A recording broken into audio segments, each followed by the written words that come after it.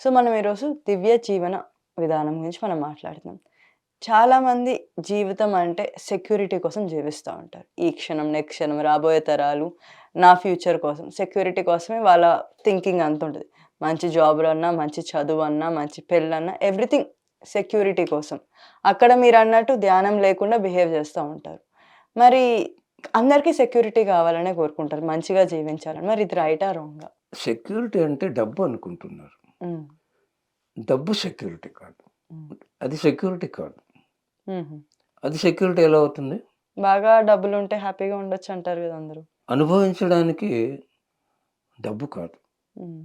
ఎవరైనా ఇతరులు, డబ్బు, వస్తువులు, ఆస్తులు ఆనందాన్ని ఇవ్వవు. హ్మ్. అవన్నీ ఇచ్చేవి కాదు. ఆనందాన్నిచ్చేది ఒక జ్ఞానం మాత్రమే ఇస్తది.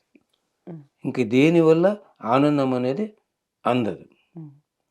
ఇది చాలామందికి తెలియదు. అందుకే మన గురువు ఆ కాన్సెప్టే పట్టుకున్నాడు. హ్మ్. ధ్యానము ద్వారా జ్ఞానము, జ్ఞానం ద్వారా ముక్తి. హ్మ్. ముక్తి అంటే ఏదో పైలోకానికి చివరి జన్మ తీసుకోవడం గాదు. హ్మ్. ఈ భూలోకంలో ఉన్నప్పుడు నువ్వు ఆనందంగా జీవించటం. హ్మ్. జీవితాన్ని ప్రతి క్షణం పండుగ చేసుకొని జీవించడం. యెస్. ప్రతి క్షణం ఎవరు పండుగ చేసుకుంటారు? మనం. ఆ! యోగీశ్వరులు. హ్మ్. ధ్యాని యోగి కావాలి. యోగి యోగీశ్వరుడు కావాలి. హుహు. ధ్యాని అంటే ఎవరు? ధ్యానం చేసేవారు. ధ్యానం చేసేవాడు. హ్మ్. యోగి అంటే ఎవరు? ధ్యానం, జ్ఞానంతో కలిసి ఉన్న వ్యక్తి. ఆత్మతో అనుక్షణం కలిసి ఉన్నవాడు. ఓకే. కలయిక యోగం అంటే కలయిక. కలయిక ఎప్పుడు ఆనందాన్ని ఇస్తుంది. హ్మ్. తల్లిదండ్రులు కలిస్తే ఆనందం, బంధుమిత్రులు కలిస్తే ఆనందం, భార్యాభర్తలు కలిస్తే ఆనందం, ఆత్మతో కలిసి ఉంటే పరమానందం. హ్మ్. ఈ ఆత్మకు, మనకు ఎవరు అడ్డు? మనస్సు, హ్మ్. ఆలోచన. ఒక ఆలోచన ఈ ఆత్మకు దూరం చేస్తుంది మనం. హ్మ్. ఆలోచన అంటే ఏమి? మనసు యొక్క ప్రయాణం. హ్మ్. ఇప్పటికి మనమున్నాము. మన మనసు ఎక్కడికి వెళ్ళడం లేదు. మనం డ్యూటీలో లయమైపోయినాం. హ్మ్. నేను చెప్పడంలో, మీరు ప్రశ్నించడంలో, వాళ్ళు షూట్ చేయడంలో హ్మ్. మనసు ఇక్కడ ఆగిపోయింది. ఒకవేళ మనసును వదిలేస్తే అది భూతకాలంలోకి, భవిష్యత్ కాలంకి ప్రయాణం. దానికి ఇంకా వేరే పని లేదు. హ్మ్. ఈ భూతకాలం అంటే ఏమి? ఏమేం పోగొట్టుకున్నామో, ఎవరెవరు అవమానించారో, ఎన్ని బాధలు పెట్టారో, హ్మ్. ఇవన్నీ జ్ఞాపకం చేసుకుంటే ఏడుపొస్తది. హ్మ్. భవిష్యత్ కాలం అంటే ఒక పిల్లవాడికి రేపు ఎగ్జామ్ అంటే భయం.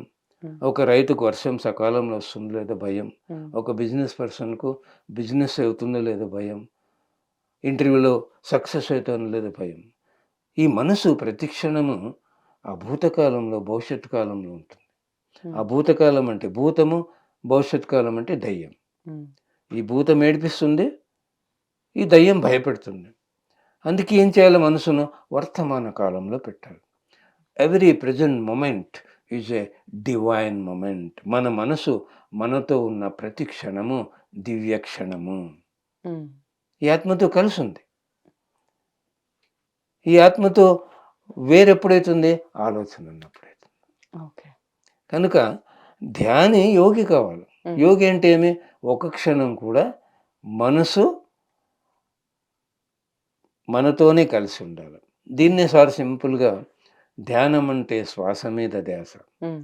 కళ్ళు మూసినప్పుడు మనసు ఎక్కడ పోతుంటే శ్వాస మీద పెట్టి నీ దగ్గర ఉంచుకో. హ్మ్. మోక్షం అంటే పని మీద ధ్యాస. నువ్వు పని చేసేటప్పుడు నీ దేహంతో మనసు కలిసుందా లేదా గమనించి, ఆ పనిలో నువ్వు లయమైనప్పుడు నీ మనసు కలిసుంటుంది. యెస్. మాట్లాడేటప్పుడు మాట మీద ధ్యాస. ఈ హ్మ్. మాట మాట్లాడే ముందు ఆలోచించాలి. ఎరుక అనుక్షణము, విచక్షణాక్షణం. హ్మ్. ఈ మాట ఏ మాట వస్తుందని ఎరుక ఉండాలి. ఇది వదిలేటప్పుడు ఈ మాట వల్ల ఏం జరుగుతుందని విచక్షణ ఉండాలి. యెస్. ఆ 3 యోగాల్లో ఉన్నవాడిని యోగి అంటారు. హ్మ్.